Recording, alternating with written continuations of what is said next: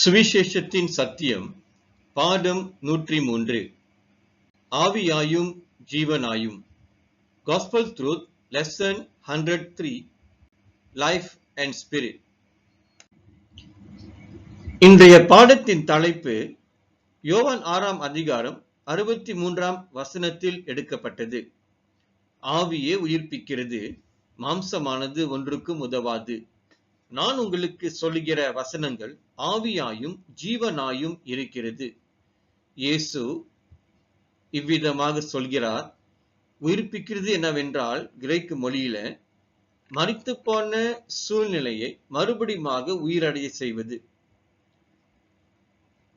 வார்த்தை அல்லது வசனங்கள் என்னவென்றால் ரேமா அல்லது அறிக்கையிடுகின்ற வெளிப்படுத்தப்படுகின்ற வார்த்தையாக அது இருக்கின்றது. ஜீவனாயும் என்றால் தேவனுடைய ஜீவனை குறிக்கிறது. சுருக்கமாக நாம் என்ன அறிந்து கொள்ள வேண்டும் என்றால், இயேசு அறிக்கையிட்ட, பேசின, உபதேசித்த ஒவ்வொரு வார்த்தையும் தேவ ஆவியால் அது வெளிப்படுத்தப்பட்டு அதை அவர் அறிக்கையிடும் பொழுது அந்த அறிக்கையானது ஜீவனை அல்லது உயிர்ப்பிக்கின்ற வார்த்தைகளாக வசனங்களாக இருப்பதை நாம் அறிந்து கொள்ள வேண்டும். Today's lesson's title is taken from John chapter 6 verse 63. It is the Spirit who gives life. The flesh profits nothing. The words that I speak to you are spirit and they are life. To summarize, each word that Jesus Christ spoke or uttered or confessed are words which is from the Spirit of God, which has been revealed to him by Father, and that words will bring about life or quickening dead situations. That is the gospel truth. மூன்று முக்கிய சத்தியங்களை இந்த நாள் பாடத்தில் நாம் கற்றுக்கொள்ளப் போகின்றோம். முதலாவது, ஆவியும் ஜீவனும் உள்ள வசனங்கள், சுகமளிக்கும் வார்த்தைகள். In today's lesson, we are going to learn three truths. Spirit and life words will bring about healing to spirit, soul and body.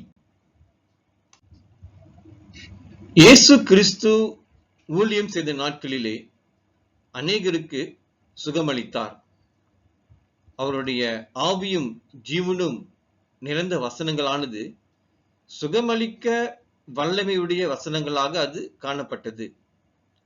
Mark 2ஆம் அதிகாரம் முதல் 12 வசனத்தில் திமிர்வாதக்காரன் சுகமடைந்ததை நாம் யாவரும் அறிவோம்.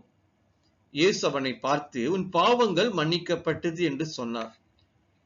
அவ்விதமாக சொல்லும் பொழுது அவனுடைய ஆவியானது குற்றப்படுத்தப்பட்ட நிலைமையில இருக்கிறதினால் மன்னிக்கப்பட்டது என்று சொல்லும் பொழுது அன்றைக்கு அவனுக்கு ஆவியிலே ஒரு விடுதலை வந்தது. எழுந்து நட என்று சொல்லும் பொழுது அவனுடைய மனதிலே, ஆத்துமாவிலே ஒரு தீர்மானம் எடுத்து அவன் நடக்கும்படியாக அவன் பிரயாசப்படுகிறான். பிரயாசப்படும் பொழுது அவனுடைய சரீரமானது அவனுடைய பிரயாசத்துக்கு இணங்கி செயல்பட தொடங்கினது. அன்றைக்கு அவனுடைய ஆவி, ஆத்துமா, சரீரம் முழு சுகத்தை அடைந்தது. ஏனென்றால் இயேசுவின் வார்த்தைகள் ஆவியாயும் ஜீவனாயும் இருக்கிறது. மார்க் 5ஆம் அதிகாரத்தில் முதல் 21ஆம் வசனம் நாம் வாசிக்கும் பொழுது, பிசாசினால் பிடிக்கப்பட்ட நபருக்கு இயேசு சுகமளித்தார். அந்த பிசாசினால் பிடிக்கப்பட்டவனை பார்க்கும் பொழுது அவனை விட்டு போ என்று இயேசு அந்த பிசாசை அதட்டினார். அந்த பிசாசு அகன்றி போகும் பொழுது அவனுடைய ஆவியானது அன்று விடுதலை பெற்றது. அவனுடைய புத்தி அன்றைக்கு சுகமடைந்தது. அவன் சமாதானமாக அமர்ந்து அந்த சுகத்தை பெற்றுக்கொண்ட பிறகு அவனுடைய சரீரம் நிர்வாணமாக இருந்த சூழ்நிலை மறைந்து இப்பொழுது சரீரத்துக்கு அவன் உடைகளை உடுத்தி அவன் அன்று முழு சுகத்தை பெற்றான். இயேசுவின் வார்த்தைகளானது ஆவியாயும் ஜீவனுமாய் இருப்பதினாலே அவனுடைய ஆவி, ஆத்துமா, சரீரம் அன்று முழு சுகம் அடைந்தது.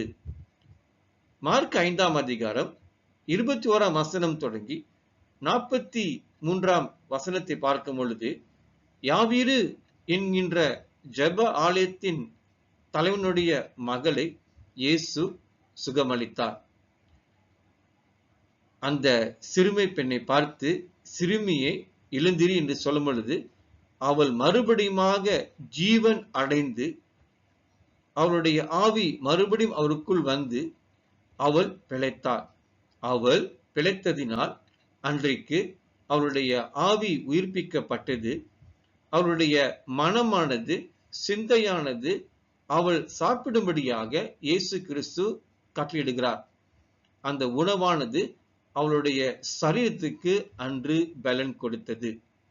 இயேசுவின் ஆவியும் ஜீவனும் நிறைந்த வார்த்தைகள் அவருடைய ஆவியை மீட்டு அவருடைய ஆத்துமாவை சுகப்படுத்தி சரீரத்தை குணப்படுத்தி அவ்விதமாக அன்று செயல்படுகிறது. அதே இயேசுவின் வார்த்தை நாமும் அறிக்கை செய்யும் பொழுது ஆவி, ஆத்துமா, சரீரம் சுகமடையும் என்று நாமும் விசுவாசிக்கு அறிக்கை செய்ய வேண்டும்.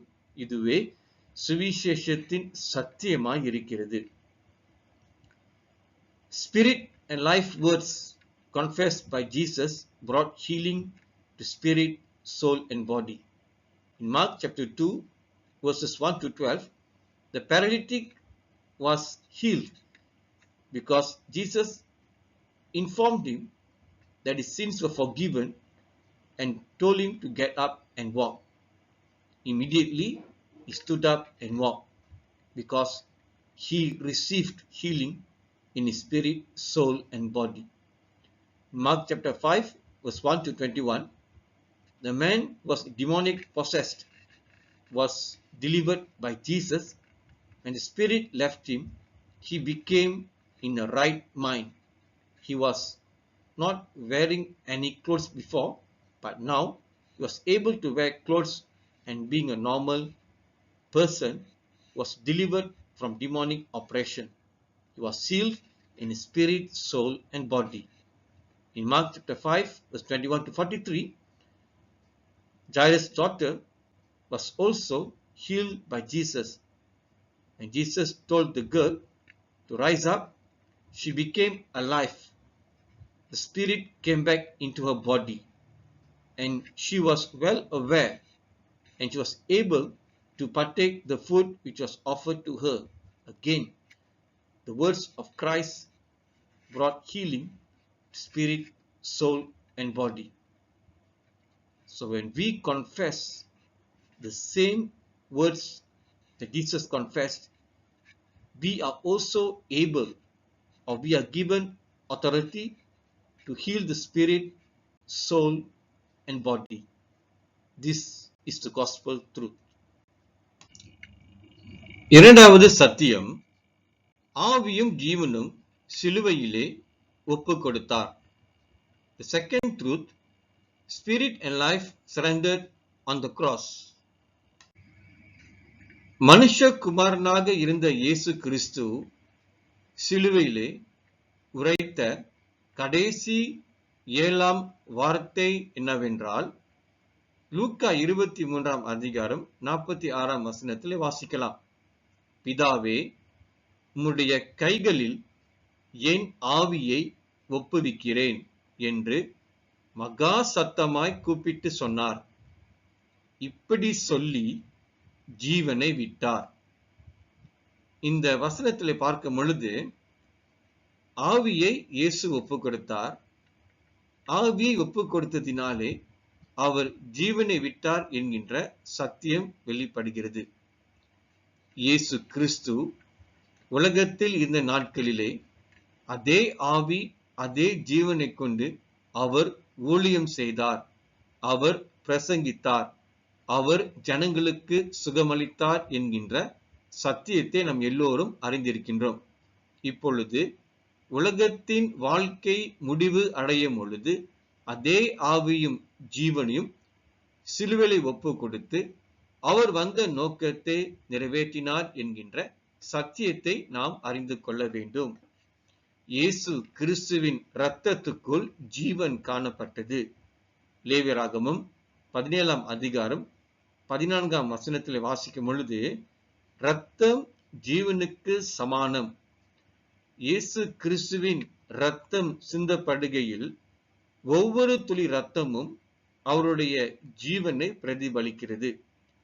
கடைசி துளி இரத்தம் சிந்தி இயேசு மரித்ததினால் அன்று அவர் ஜீவனை விட்டதாக நாம் சுவிசேஷத்தின் சத்தியமாக ஏற்றுக்கொள்ள வேண்டும்.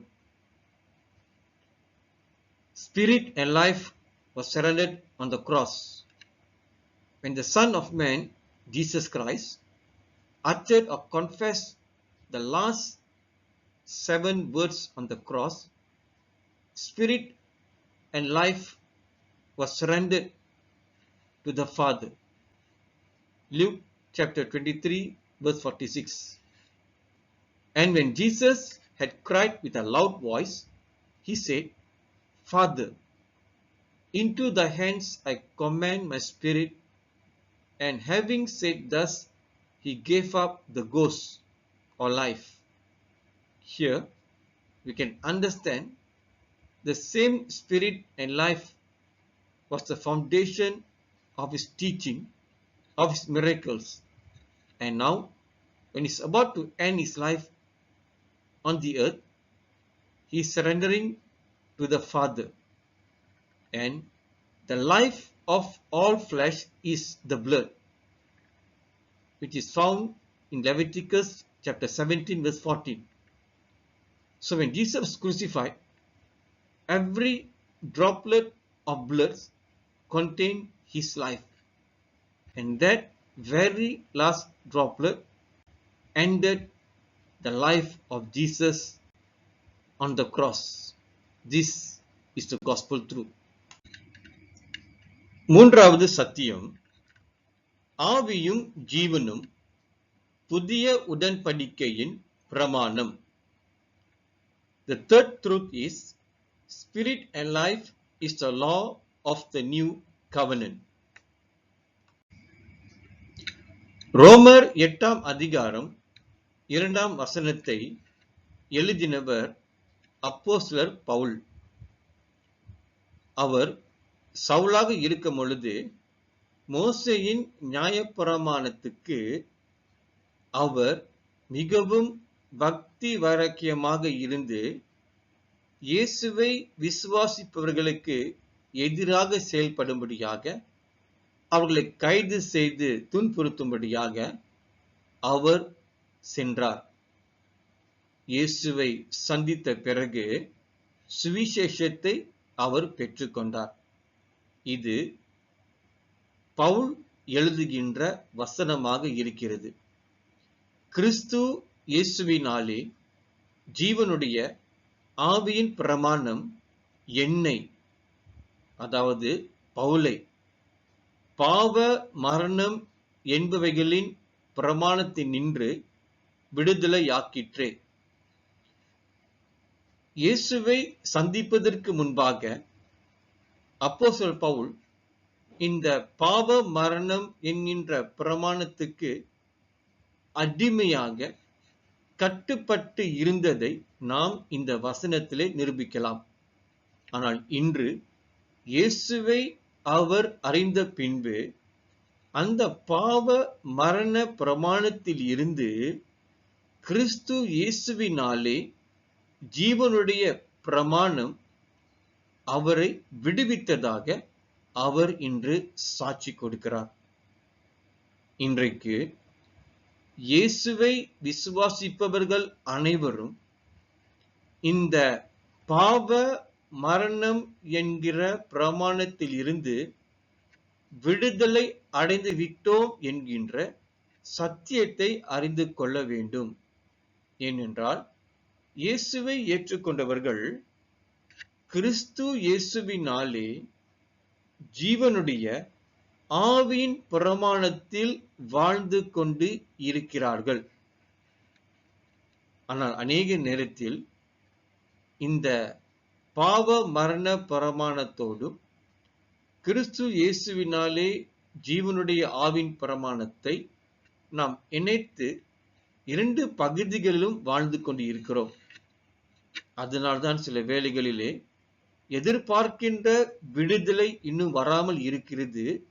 ஏனென்றால் பாவ மரண பிரமாணமானது நம் வாழ்க்கையில இன்னும் செயல்பட்டு கொண்டிருக்கிறது. The third truth is, spirit and life is the law of the new covenant. Romans chapter 8 verse 2 was written by Apostle Paul.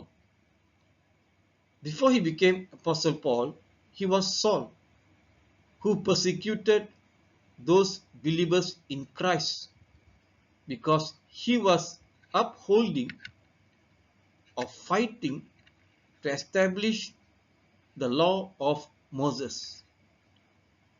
But after, when he confronted Jesus, the gospel was given to him, and now he realized that when he was under the law of Moses, it was captive or under bondage. Paul is confessing, for the law of the Spirit of life of Christ Jesus hath made me free from the law of sin and death. Now, Paul has realized that by the work of the cross, he is no more under the law of sin and death, but under the law of Spirit of life in Christ Jesus. Today, as believers, we have to know we are under which law? Either the new covenant or the old covenant. Many of us are confused and we live a life mixed up with old and new covenant. When the law of sin and death works in our life, at times it will hinder our prayer. It will hinder our belief system because we are unable to discern or rightly divide and understand the difference between the old and the new covenant. That is the gospel truth. பழைய புதிய உடன்படிக்கைக்கு பல பெயர்கள் கொடுக்கப்பட்டிருக்கிறது.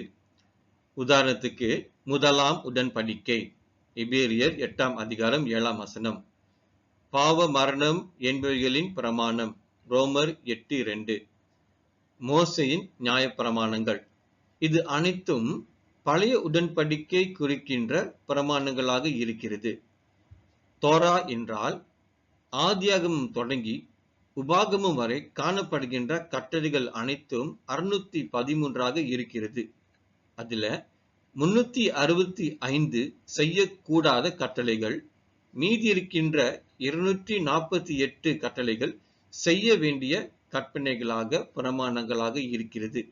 இன்றைக்கு யாரெல்லாம் இன்னும் பழைய உடன்படிக்கையில் அல்லது மோசேயின் பிரமாணத்தை கை கொள்கிறார்களோ அவர்களுக்கு 10 கட்டளை மாத்திரமல்ல 613 கற்பனைகளும் அவர்கள் கீழ்ப்படிந்து ஆக வேண்டும். அதே வேளையில் புதிய உடன்படிக்கை நாம் பார்க்கும் பொழுது அதற்கு 2ஆம் உடன்படிக்கை, இயேசுவினாலே ஜீவனுடைய ஆவின் பிரமாணம், விசேஷித்த உடன்படிக்கை, விசேஷித்த வாக்கு தத்தங்கள், நித்திய உடன்படிக்கை, கிருபையும் சத்தியமும் நிறைந்த உடன்படிக்கை என்கின்ற பெயர்கள் கொடுக்கப்பட்டிருக்கிறது. இதை பகிர்ந்து பிரித்து பார்க்கும் பொழுது நம்முடைய விசுவாசமானது சரியான வழியிலே செல்லுவதாக என்பதை நாம் விசுவாசிக்க வேண்டும். ஒவ்வொரு முறை திருவிருந்தை நாம் பெற்றுக்கொள்ளும் பொழுது நாம் புதிய உடன்படிக்கையின் விசுவாசிகளாக இருக்கிறோம் என்று அறிக்கை செய்து பெற்றுக்கொள்கிறோம். ஆனாலும் கூட இந்த புதிய உடன்படிக்கை சத்தியங்களை அறியாமல் இருக்கும் பொழுது, நாம் இன்னும் பழைய உடன்படிக்கை சிந்தனை செயல்படும் பொழுது நம் விசுவாசமானது களங்கம் அல்லது கலப்படம் நிறைந்த விசுவாசமாக இருக்கிறது. இதுவே சுவிசேஷத்தின் சத்தியம். There are many names given to the Old and the New Covenant. I've given a list of names here. So today, whenever we receive the Holy Communion, we are indeed accepting the New Covenant, but at times we do not understand the New Covenant. So we should learn about the content of the New Covenant so that we will be delivered from the Old Covenant mentality. This is the gospel truth. Thank you for watching and listening. Please like, comment, share and subscribe. Thank you.